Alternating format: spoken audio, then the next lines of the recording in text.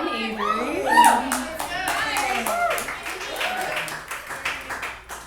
Okay, this first one is called America the Beautiful. Please take a seat, my friend, and ask me about our country. Ask me about the stars that rarely appear in the polluted and uncared for sky, and the stripes of blood that drip down the backs of our citizens' bodies. Ask me about our politics and how we're so divided that we shapeshift into donkeys or elephants, colored blue or red, but never purple, because difference is bad. Wow.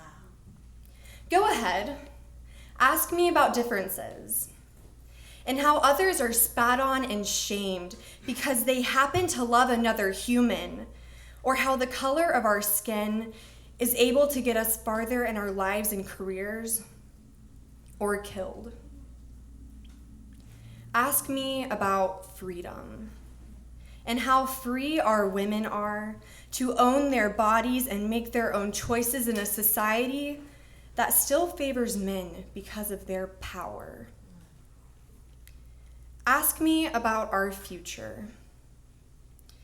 I will tell you that I am consumed with worry for the land of the free and home of the brave, because we are no longer liberated and we cower from the thought of change. I will also tell you that a country filled with such passion and intensity cannot possibly allow itself to sit and rot in the pot of turmoil in which it has been brewing. So, my friend, ask me about our country, America the Beautiful, and God shed his grace on thee.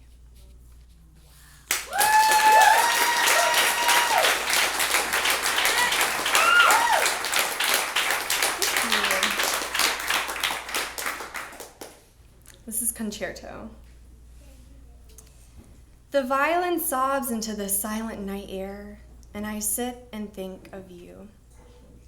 When I see a glimpse of your face in a photograph, my heart rises like the symphony in perfect climactic harmony. The piano keys play softly in the background as we delicately touch, aware of feathery fingertips on bare skin. Every breath taken is a sigh, like the relief felt after held dissonance. Our bodies move together in perfect 4/4 meter with a kiss on every downbeat. Your voice is a bellowing cello, steady and low, dynamic and moving, as it calms my frantic mind. Though we have no director waving his arms in attempt to control the chorus of notes, our voices come out pure and synchronized. We are an orchestra, each and every instrument, trapped inside bodies and love. Together, we make beautiful music and crescendo into a never-ending masterpiece.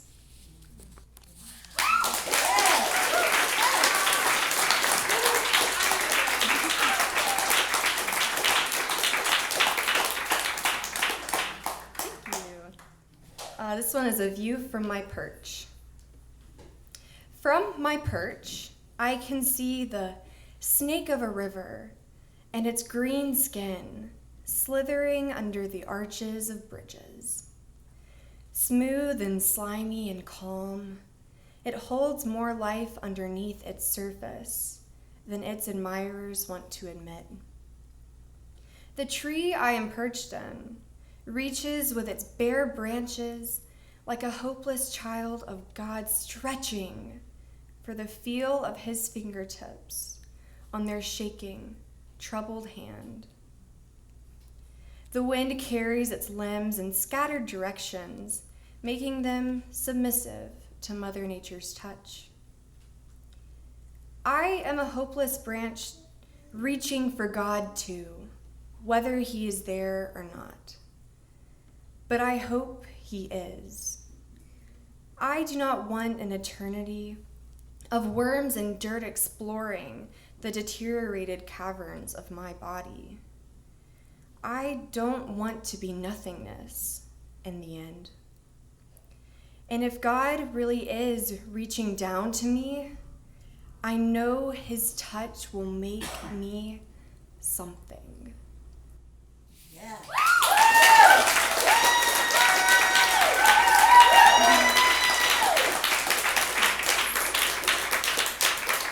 Thank you. And this is my last one. It's called I Might Need Stitches. Your fingers were always too large for the spaces between mine. But it's not like I cared.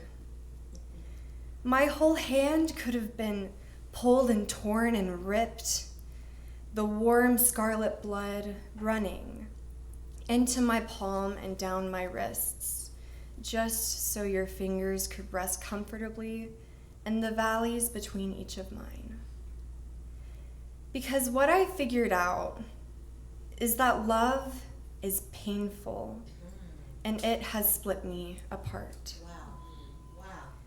Why did you think it was okay to place me at the foot of your door and walk all over my lifeless body? Now you've left dirty footprints on my arms and legs and punctured my lung with a rock stuck on your shoe. Wow.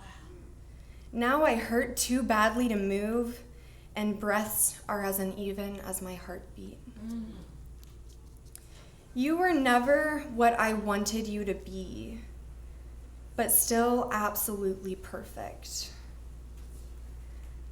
I was unable to find a single flaw on the face I spent hours memorizing. But out of all of your beautiful features, your eyes are my favorite. I could take my sailboat with the little white triangle sail into the river of your eyes, and the current would rock me to sleep as it delivered me downstream into your arms.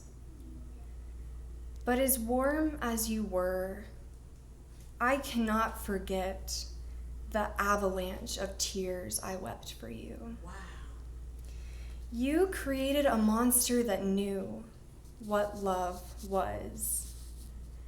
Before, she had only heard of it, but now the feeling crept into her bloodstream and became a parasite, living off her fantasies of the future and taking the vigor and enthusiasm from her exhausted face and leaving her with nothing but an afterthought. I still remember what it felt like to know you loved me back. Even with the chaos that was eating my rotting happiness like flies, you were the only thing that could put a smile on the face, having trouble reminding itself what real joy felt like. And now that you're gone from my life, the flies have found me again, and the smile hurts. Because what I figured out is that love is painful, and it has split me apart.